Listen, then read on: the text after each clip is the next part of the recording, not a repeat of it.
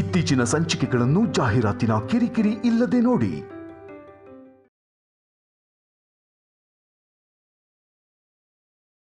ಹೇಳ್ತೀನಿ ವಲ್ಲಭ. ಹಾಗಾದ್ರೆ ಇವಾಗ ನಮಗ್ ಮುಖ್ಯವಾಗಿ ಆ ವಿಷಯನೇ ಬೇಕಾಗಿರೋದು. ಹೇಳಿ ಗುರುಗಳೇ. ನಿಮ್ಮಮ್ಮ ತಿಲೋತ್ತಮನ ಹಣೆ ಬೊಟ್ಟು ಅಳಿಸೋಗುತ್ತೆ.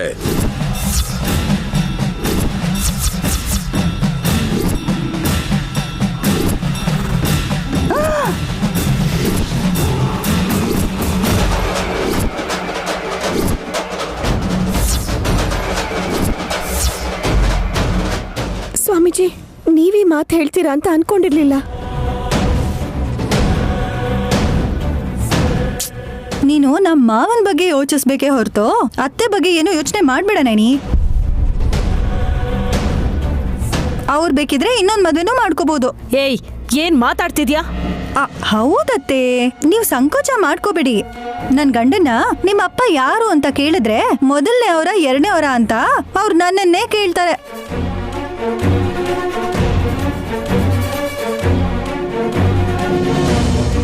ಹೌದು, ನಮ್ಮ ಫಸ್ಟ್ ಡ್ಯಾಡಿ ಹೆಸರು ಗಂಗಾಧರ, ಸೆಕೆಂಡ್ ಡ್ಯಾಡಿ ಹೆಸರು ಜಗದೀಶು.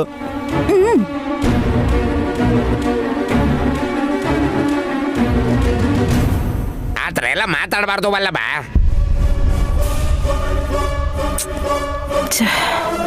ಈ ವಯಸ್ಸಲ್ಲಿ ಮತ್ತೆ ಮದ್ವೆ ಅಂದ್ರೆ ಜನ ಏನ್ ಅನ್ಕೊಳ್ಳಲ್ಲ ಅತ್ಗೆ. ನಿಲ್ಸ್ತೀರಾ ನಿಮ್ ಹುಚ್ಚುಚ್ಚು ಮಾತು? ಗುರುಗಳು ಹೇಳ್ತಿರೋದು ಶುಭ ಕಾರ್ಯದ ಬಗ್ಗೆ ಅಲ್ಲ, ಈ ಮನೆ ಯಜಮಾನನ್ ಸಾವಿನ ಬಗ್ಗೆ.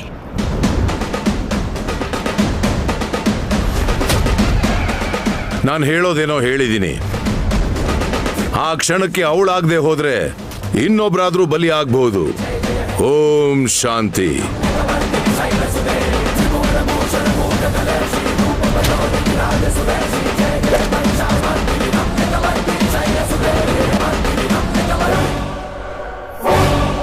ಪರಿಹಾರ ಕೂಡ ಏನು ಹೇಳ್ದೆ ಹೊರಟೋದ್ರು. ಅದ್ಗೆ ಡ್ಯಾಡ್ ಜೀವಕ್ಕೆ ಅಪಾಯ ಇದ್ರೆ ನಿಮಗೆ ಮೊದಲೇ ಗೊತ್ತಾಗತ್ತಲ್ವ ಅದ್ಗೆ? ಅದೇ ಅರ್ಥ ಆಗ್ತಿಲ್ಲ ವಿಕ್ರಾಂತ್ ಅವ್ರೆ.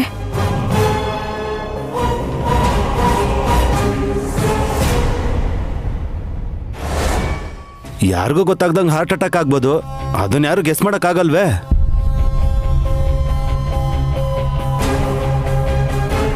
ಮಾವನ್ ಜೊತೆ ಒಂದ್ಸಲ ಮಾತಾಡಿ. ಯಾವುದರ ಬಗ್ಗೆ? ಯಾವ್ದಾದ್ರೂ ಲಾಭ ಕೊಡೋಂಥದ್ದು. ಆಸ್ತಿ ಪಾಸ್ತಿ ಯಾರಿಗೂ ಹೇಳ್ದೆ ಬಜೆಟ್ ಇರ್ಬೋದೇನೋ.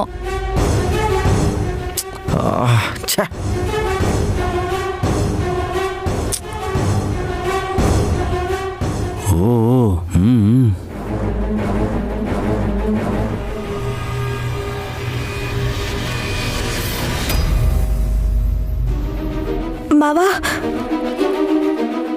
ಏನಮ್ಮ, ಗುರುಗಳು ಹೇಳಿರೋ ವಿಷಯದ ಬಗ್ಗೆನಾ ನೀನು ನನ್ನ ಹತ್ರ ಮಾತಾಡ್ಬೇಕು ಅಂತ ಬಂದಿರೋದು? ಹೌದು, ನಿಮ್ಮ ಆರೋಗ್ಯದ ಕಡೆ ನೀವು ಗಮನ ಕೊಡಬೇಕು. ಗಮನ ಕೊಡಬೇಕು ಅನ್ನೋದಷ್ಟೇ ಅಲ್ಲದೆ ಹುಷಾರಾಗಿರ್ಬೇಕು ಅಂತ ಎಚ್ಚರಿಕೆ ತೋರಿಸೋ ನೀನಂತ ಸೊಸೆ ಇರಬೇಕಾದ್ರೆ ನನಗ್ಯಾಕಮ್ಮ ಹೆದರಿಕೆ?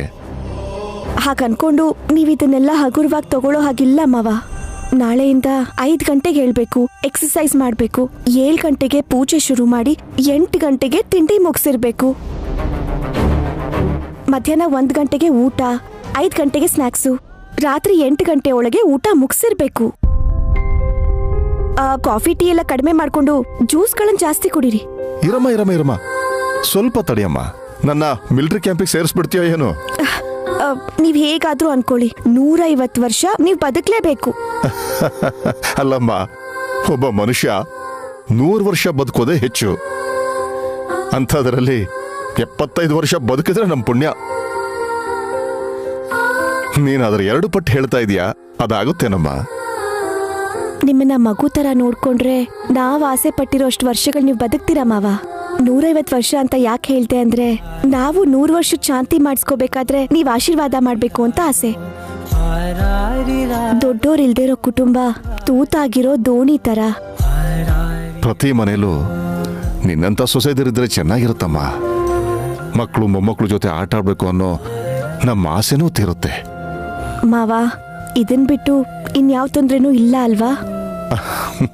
ಏನೂ ಇಲ್ಲಮ್ಮ, ನಾನು ಆರೋಗ್ಯವಾಗಿದ್ದೀನಿ. ನೀನು ಹೇಳ್ದ ಹಾಗೆ 150 ವರ್ಷ ಕೂಡ ಬದುಕಬಹುದು. ಮತ್ತೆ ಸ್ವಾಮೀಜಿ ಯಾಕೆ ಹಾಗೆ ಹೇಳಿದ್ರು? ನನಗೂ ಕೂಡ ಹೇಳಿದ್ರು. ಅಮ್ಮನವರು ಗುರುಗಳ ಬಾಯಲ್ಲಿ ಈ ವಿಷಯ ಹೇಳಿಸಿದ್ದಾರೆ ಅಂದ್ರೆ ನಡಿದೇನೆ ಇರಲ್ಲ. ಅಯ್ಯೋ ಮಾವ, ನಿಮ್ಗೇನಾದ್ರೂ ಆದ್ರೆ? ಮತ್ತೆ ಹೇಳ್ತಿದ್ದೀನಮ್ಮ, ನನಗೇನೂ ಆಗಲ್ಲ. ಗುರುಗಳು ಹೇಳಿದ ಮಾತನ್ನ ಸೂಕ್ಷ್ಮವಾಗಿ ನೋಡಿದ್ರೆ ತಿಲೋತ್ತಮ ಹಣೆನಲ್ಲಿರೋ ಕುಂಕುಮ ಅಳಸೋಗೋದಂತೂ ಖಂಡಿತ. ಅಂದ್ರೆ ಗಂಗಾಧರ ಅಲಿಯಾಸ್ ಗಂಗಯ್ಯ ಸಾಯ್ತಾನೆ. ಗಂಗಯ್ಯ ಸತ್ತು ಹೋಗ್ತಾರ? ಅವ್ರಿಗೇನಾಗಿದೆ ಮಾವ? ಆಪತ್ತು ಬಂದರೆ ಅದನ್ನ ನೀನೇ ಹೇಳ್ತೀಯಲ್ಲ ನಾಯಿನಿ. ಸಾಮಾನ್ಯ ಸಾವನ್ನ ಯಾರೂ ತಡೆಯಕ್ಕಾಗಲ್ಲ. ಎಲ್ಲಿದ್ದಾರೆ ಅಂತ ಆದಷ್ಟು ಬೇಗ ತಿಳ್ಕೋಬೇಕು ಮಾವ. ವಿಷಯ ಗೊತ್ತಾದ್ಮೇಲೂ ಇದನ್ನ ಕೇವಲವಾಗಿ ತಗೋಬಾರ್ದು. ನಿಜನಮ್ಮ, ಹೇಗೆ ಅನ್ನೋದನ್ನ ನಾವು ಯೋಚಿಸ್ಬೇಕು.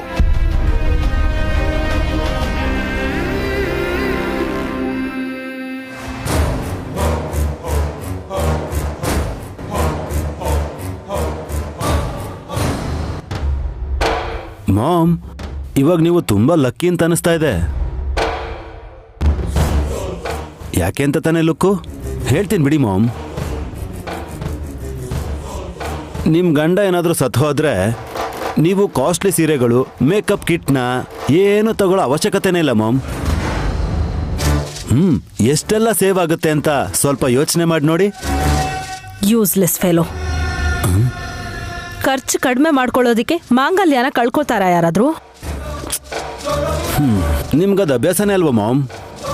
ಏಯ್, ಸಾರಿ ಮಾಮ್. ಜಗದೀಶ್ ಸತ್ರೆ ನನ್ನ ಹಣೆ ಕುಂಕುಮ ಹೋಗತ್ತಾ, ಸೀರೆಲಿ ಇಸ್ತ್ರಿ ಇರಲ್ವಾ ಅನ್ನೋದು ಮುಖ್ಯ ಅಲ್ಲ ಕಣೋ. ಆಮೇಲೆ ಈ ಮನೆ ನಾಳೋ ಚಕ್ರವರ್ತಿ ತರ ವಿಶಾಲ್ ಪಟ್ಟಕ್ಕೇರ್ತಾನೆ. ಎಕ್ಸ್ಕ್ಯೂಸ್ ಮೀ ಅತ್ತೆ, ಡಿಸ್ಟರ್ಬ್ ಮಾಡಿದ್ನಾ? ನೀನ್ ಅದನ್ನೇ ಮಾಡೋದು ಗೊತ್ತಿದ್ಯಲ್ಲ. ಇನ್ನೇನ್ ವಿಶೇಷ ಅತ್ತೆ? ಹೇಯ್, ಅಲ್ಲ ನಾವೇನ್ ಕೆಲಸ ಕಾರ್ಯ ಇಲ್ಲದೆ ಇಲ್ಲಿದ್ದೀವಿ ಅನ್ಕೊಂಡಿದ್ಯಾ? ಅಂತರಂಗದ ಯುದ್ಧ ಮಾಡ್ತಾ ಇದೀವಿ ನಾವಿಲ್ಲಿ. ಹಾ, ಯಾಕ್ ವಲ್ಲಭ್? ನಿಮ್ಮ ಅಣ್ಣ ಟಿಕೆಟ್ ತಗೋತಾನೆ ಅಂತ ಗುರುಗಳು ಹೇಳಿದ್ರಲ್ಲ ಅತ್ತೆ.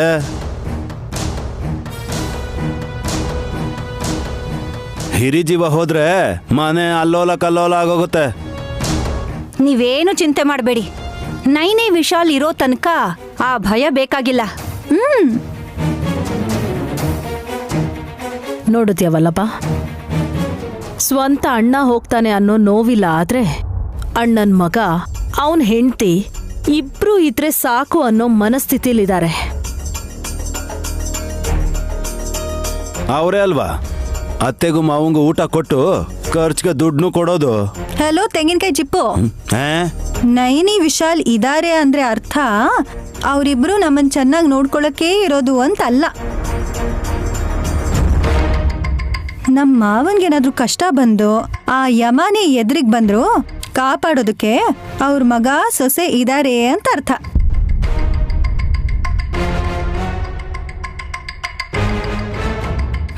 ವೇಸ್ಟ್ ಮಗ, ನಿಮ್ಮಂತವ್ರು ಏನು ಮಾಡಲ್ಲ ಅಂತ ನನಗ್ ಚೆನ್ನಾಗಿ ಗೊತ್ತು ಬಿಡಿ. ಏನೇನ ಮಾತಾಡಿದ್ರೆ ಮುಖದ ಮೇಲೆ ಗುದ್ದಿತೀನಿ. ಏ ವಲ್ಲಭ, ಒಂದ್ ನಿಮಿಷ ಇರೋ. ಏ ಹಾಸಿನಿ, ನಿನಗ ಅವ್ರ ಬಗ್ಗೆ ಅಷ್ಟೊಂದು ನಂಬಿಕೆ ಯಾಕೆ?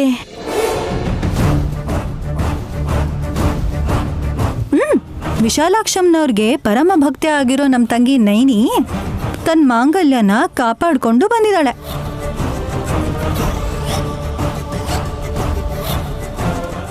ನಿಮ್ಮನ್ ಕಂಡ್ರೆ ಆಗದೆ ಇದ್ರು ನೀವ ಅವಳನ್ನ ಶತ್ರು ಥರ ನೋಡಿದ್ರು ಕೂಡ ನಿಮ್ಮ ಮಾಂಗಲ್ಯನ್ ಕೂಡ ನಮ್ ನೈನಿನೇ ಕಾಪಾಡ್ತಾಳೆ. ಹೌದು ಅತ್ತಿಗೆ, ಹಾಸ್ ಎಷ್ಟು ನಂಬಿಕೆಯಿಂದ ಹೇಳ್ತಿದ್ದಳೋ ನಾನು ಕೂಡ ಅಷ್ಟೇ ನಂಬಿಕೆಯಿಂದ ಹೇಳ್ತಾ ಇದ್ದೀನಿ. Very good. ಸೊ ನೈನಿ ಈ ಸಲ ನನಗೆ ಒಳ್ಳೇದ್ ಮಾಡ್ತಾಳೆ ಅಂತ ಆಯ್ತು. ಇನ್ನೊಂದು ವಿಷಯ ಅತ್ತೆ, ನೀವು ಸುಮಂಗ್ಲಿಯಾಗೆ ಸಾಯ್ಬೋದು. ಅದೇ ಮಾಮ್, ಕೊಳ್ತೋಗಿರೋ ಬದ್ನೆಕಾಯಿ ನೀವೇನಾದ್ರೂ ಮರ್ತ್ಬಿಟ್ರಾ? ನಮ್ ನೈನಿ ಏನ್ ಹೇಳಿದ್ಲು ಅಂತ?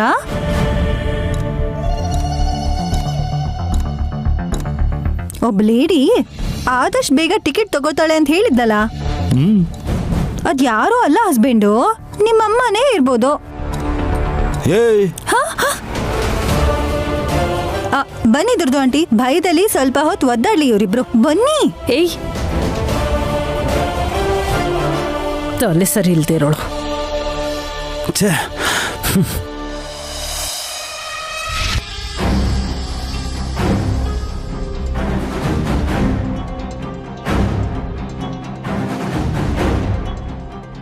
ಅಲಲೇ ಕಂದ.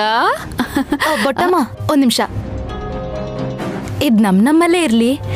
ನೀವು ಚಿಕ್ಕ ಮಕ್ಳು ಭವಿಷ್ಯ ನುಡಿತೀರಾ ಅಂದ್ರು, ಒಳ್ಳೇದೆ. ಹುಟ್ಬೇಕಾಗಿರೋ ಮಗು ಜಾತಕ ಕೂಡ ನೋಡ್ತೀರಾ ನೀವು? ಇದೇನಮ್ಮ ಹೀಗ್ ಕೇಳ್ತಾ ಇದ್ಯಾ? ನನ್ನ ಹೊಟ್ಟೆಯಲ್ಲಿ ಒಂದ್ ಮಗು ಬೆಳಿಲಿ ಅಂತ ನಾನ್ ಮಾಡ್ದೇ ಇರೋಂಥ ಪ್ರಯತ್ನ, ಬೇಡ್ಕೊಳ್ದೇ ಇರುವಂತ ದೇವ್ರೇ ಇಲ್ಲ. ಎಲ್ರೂ ನಿಮ್ಮನ್ನ ದೊಡ್ಡ ಬೊಟ್ಟಮ್ಮ ಅಂತ ಕರೆದ್ರೆ ನನಗ್ ಮಾತ್ರ ನಿಮ್ಮನ್ ದೊಡ್ಡಮ್ಮ ಅಂತ ಕರಿಬೇಕನ್ಸ್ತಿದೆ. ನಿನ್ ಮಗ್ಳು ತರ ಅನ್ಕೋ, ನೀವೊಂದ್ಸಲ ಟ್ರೈ ಮಾಡಿ ನೋಡ್ಬೋದಲ್ವಾ? ಇಲ್ಲಿವರೆಗೂ ಹುಟ್ಟಿದ ಮಕ್ಳು ಜಾತಕ ಮಾತ್ರ ನೋಡಿದ್ದೀನಿ. ಹುಟ್ಟದೇ ಇರೋ ಮಕ್ಳು ಜಾತಕ ನೋಡು ಇಲ್ಲ, ನೋಡೋಕೂ ಆಗಲ್ಲ. ಏನೋ ನಿಮ್ ಹತ್ರ ಇರೋ ಶಂಕದಿಂದ ಒಂದ್ಸಲ ಟ್ರೈ ಮಾಡಿ ನೋಡ್ ದೊಡ್ಡಮ್ಮ. ಪ್ಲೀಸ್ ದೊಡ್ಡಮ್ಮ, ಪ್ಲೀಸ್. ತಲೆ ಕೆಟ್ಟಿದೆ ಅನ್ಸುತ್ತೆ. ಏನೋ ಒಂದು ಹೇಳಿದ್ರೆ ಸ್ವಲ್ಪ ಹೊತ್ತಾದ್ರೂ ಖುಷಿಯಾಗಿರ್ತಾಳೆ. ಸರಿ ಆಯ್ತಮ್ಮ. ಬದ್ರಿನಾಥ್ನ ನಾನು ಎತ್ಕೋತೀನಿ, ನೀವ್ ಶಂಕ ತೆಗೀರಿ. ಏನೇ ಸುಮ್ಮಿ, ಏನ್ ಮಾಡ್ತಿದ್ಯಾ ಇಲ್ಲಿ? ಅಬ್ಬಾ, ಇವ್ರು ಯಾಕೆ ಬಂದ್ರು? ಪರವಾಗಿಲ್ಲ ಬಿಡಮ್ಮ.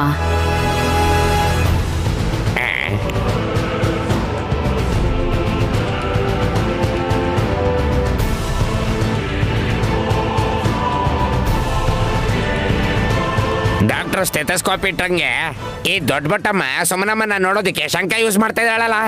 ನೀವು ಸುಮ್ಮನೆ ಇರ್ರಿ. ಇವಳು ಎಡವಟ್ ಕೆಲಸ ಮಾಡ್ತಿದ್ದಾಳೆ ಅಂತ ಅನಿಸ್ತಿದೆ.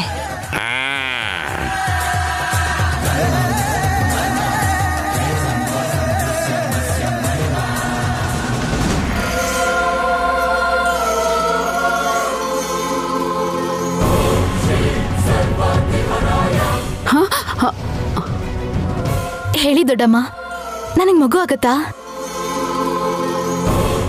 ಹುಂಜ ಮೊಟ್ಟೆ ಇಡ್ತಂತೆ. ಯಾಕೆ ಚಿಕ್ಕಮ್ಮ ಹೀಗ್ ಮಾತಾಡ್ತೀರಾ? ಮತ್ತಿನ್ನೇನೆ, ನಿನ್ ಹೆರಿಗೆ ಸಮಯದಲ್ಲಿ ಹೊಟ್ಟೆಲೆ ಮಗು ಸತ್ತು ಹೋದಾಗ ನಿನ್ ಗರ್ಭಕೋಶನ ಡಾಕ್ಟ್ರು ತೆಗೆದ್ಬಿಟ್ರಲ್ಲ, ಮತ್ತೆ ಈ ಹೊಸ ನಾಟಕ ಯಾಕೆ?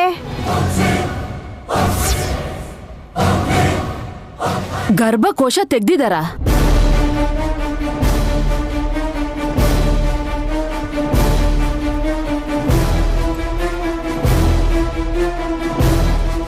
ಹೌದು, ನನ್ನ ಚಿಕ್ಕ ಸೊಸೆಗೆ ಇನ್ ಮುಂದೆ ಮಕ್ಕಳಾಗಲ್ಲ. ಕೇಳಿಸ್ಕೊಂಡ್ಯಾ ನೈನಿ? ಆ ವಿಷಯ ನೀವಾಗ ಮಾತಾಡ್ಬೇಡಿ ಅಕ್ಕ.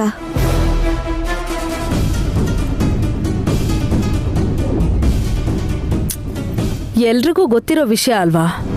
ಏನೋ ಸೀಕ್ರೆಟ್ ಅನ್ನೋ ಹಾಗೆ ಮಾತಾಡ್ತಿದ್ದೀರಲ್ಲ. ಏನ್ ಮಾತಾಡಿದ್ರು ನನ್ನ ತಂಗಿ ಅಪಾರ್ಥ ಮಾಡ್ಕೋತಾಳೆ ಅಂತ ಅಕ್ಕನ್ನ ಸ್ವಲ್ಪ ಸುಮ್ನಿರು ಅಂದೆ.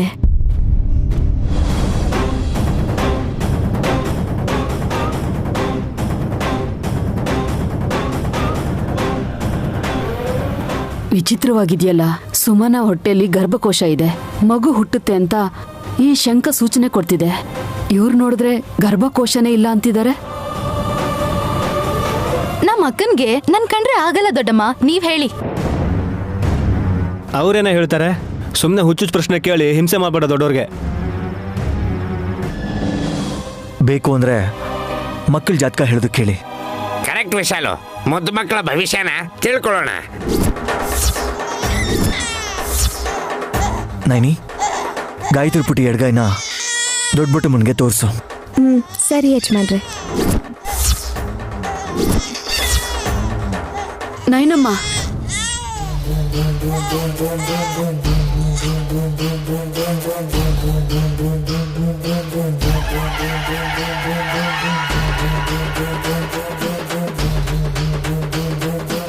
ಇವತ್ತು ಶುಕ್ರವಾರ, ಹೆಣ್ಮಕ್ಳು ಜಾತಕನ ನೋಡ್ಬಾರ್ದು. ಸರಿ. ಮನೆ ಮಗು ಏನಲ್ಲ ದೊಡಮ್ಮ. ಆ ಥರ ಸೆಂಟಿಮೆಂಟ್ಸ್ ಏನು ನೀವು ಇಟ್ಕೋಬೇಡಿ. ಅದ್ ನಿನಗಿಲ್ಲ ಅಂದ್ರು ಒಳ್ಳೇದು ಕೆಟ್ಟದನ್ನ ನಂಬೋರ್ಗೆ ಸೆಂಟಿಮೆಂಟ್ಸ್ ಇರುತ್ತೆ. ಅಬ್ಬಬ್ಬಬ್ಬಾ, 1 ಸೆಕೆಂಡ್ ಕೂಡ ನೀವಿಬ್ರು ಸುಮ್ನಿರಲ್ಲ. ಗಂಡ ಹೆಂಡತಿಗೆ ಒಬ್ರನ್ನ ಕಂಡ್ರೆ ಒಬ್ರಿಗೆ ಆಗದೆ ಹೋದ್ರು ಯಾಕೆ ಸುಮ್ನಾಗ್ಬಿಟ್ರಮ್ಮ? ಪರವಾಗಿಲ್ಲ ಹೇಳಿ. ಒಬ್ರು ಮಾತನ್ನ ಒಬ್ರು ಕೇಳ್ದೆ ಹೋದ್ರು ಅನ್ಸಿದ್ದನ್ನ ಸಾಧಿಸ್ಕೊಳ್ತಾರೆ.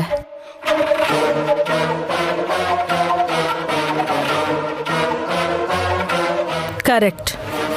ಆ ವಿಷಯದಲ್ಲಿ ಸುಮನಂದೇ ಮೇಲ್ಗೈ ಕೂಡ.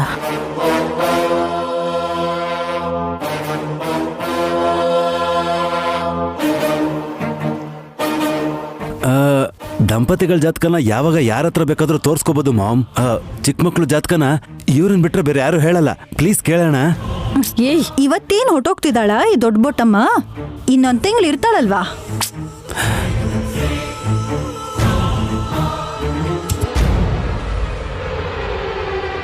ಎಷ್ಟು ದಿನ ಇರ್ತಾರೆ ಅಂತ ಯಾರಿಗೆ ಗೊತ್ತು? ಅವಕಾಶ ಸಿಕ್ಕಾಗ ನಮ್ಮ ಆಸೆಗಳನ್ನೆಲ್ಲ ತೀರಿಸ್ಕೊಂಡ್ಬಿಡ್ಬೇಕು. ಹೆಣ್ಮಕ್ಳ ಜಾತಕನ ನಾಳೆ ಹೇಳ್ತಾರ್ ಬಿಡು. ಇವಾಗಂತೂ ಬದ್ರಿ ಜಾತಕನ ಕೇಳ್ಬೋದು.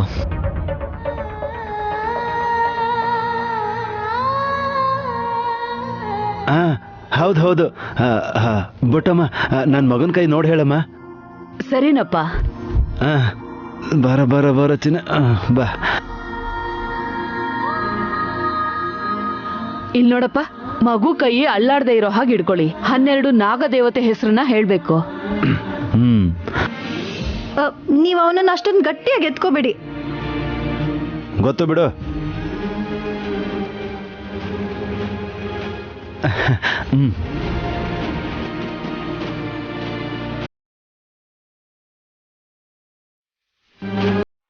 ಅನಂತ, ವಾಸುಕಿ, ಶೇಷ, ಪದ್ಮ, ಕಂಬಲ, ಕಾರ್ಕೋಟಕ, ಅಶ್ವಾವತಾರ, ಧೃತರಾಷ್ಟ್ರ, ಶಂಖಪಾಲ, ಕಲಿಯ, ತಕ್ಷಕ, ಪಿಂಗಳ, ಆಶ್ಲೇಷ ನಕ್ಷತ್ರಕ್ಕೆ ಆದಿಮೂರ್ತಿಯಾಗಿರೋ ಏ ಸರ್ಪರಾಜ, ಉಲುಚಿಯೇ ನಮಃ.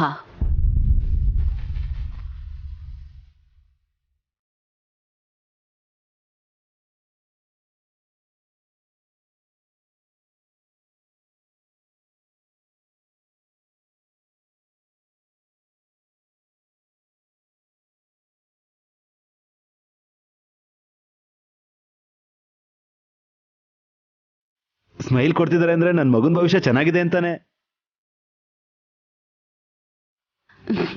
ಚೆನ್ನಾಗಿದ್ಯಪ್ಪ, ಭೋಜನ ಪ್ರಿಯ ಆಗ್ತಾನೆ.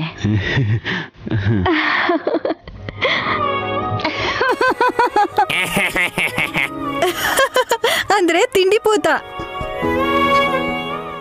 ಏಯ್, ವಿದ್ಯೆ ಇಲ್ದೆ ಹೋದ್ರು, ನಿಮ್ ಸಹಾಯ ಇಲ್ದೆ ಹೋದ್ರು ಒಳ್ಳೆ ಸ್ಥಾನಕ್ಕೆ ಹೋಗ್ತಾನೆ.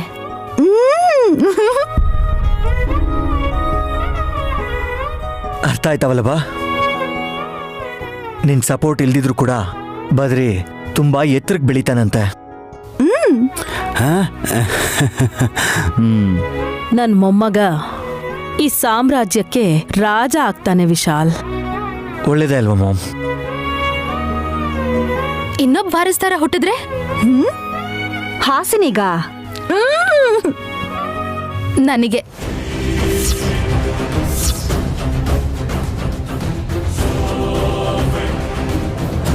ಆಯ್ತು ಸುಮ್ನಿರು. ಜಾತಕ ನೋಡ್ಬೇಕಾದ್ರೆ ಕಾಮಿಡಿ ಮಾಡ್ಬೇಡ. ಹುಟ್ಟಿದ್ರೆ ಅವನು ಕೂಡ ಅಧಿಕಾರನ ಚಲಾಯಿಸ್ತಾನಮ್ಮ.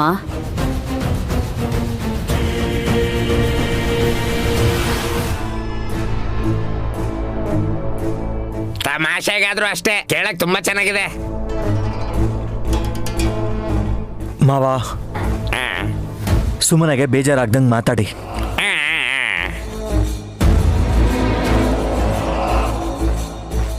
ಯಾರು ಯಾವುದನ್ನು ಹಾಗೆ ಸುಮ್ಮನೆ ಹೇಳಲ್ಲ. ತುಂಬಾ ಯೋಚಿಸೇ ಮಾತಾಡ್ತಾರೆ ಯಜಮಾನ್ರೆ.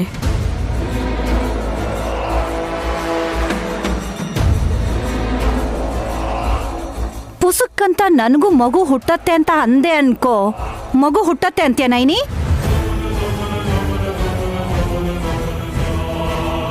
ಆಸೆ ಪಡೋದ್ರಲ್ಲಿ ಯಾವ ತಪ್ಪೂ ಇಲ್ಲ, ಆದ್ರೆ ಅದಕ್ಕೊಂದು ಮಿತಿ ಇರಬೇಕು. ನನಗ್ ಮಗು ಹುಟ್ಟಲ್ಲ. ಲೈನಲ್ಲಿ ನನ್ನ ಹಿಂದೆ ಇರೋದು ಸುಮ್ಮಿನೇ.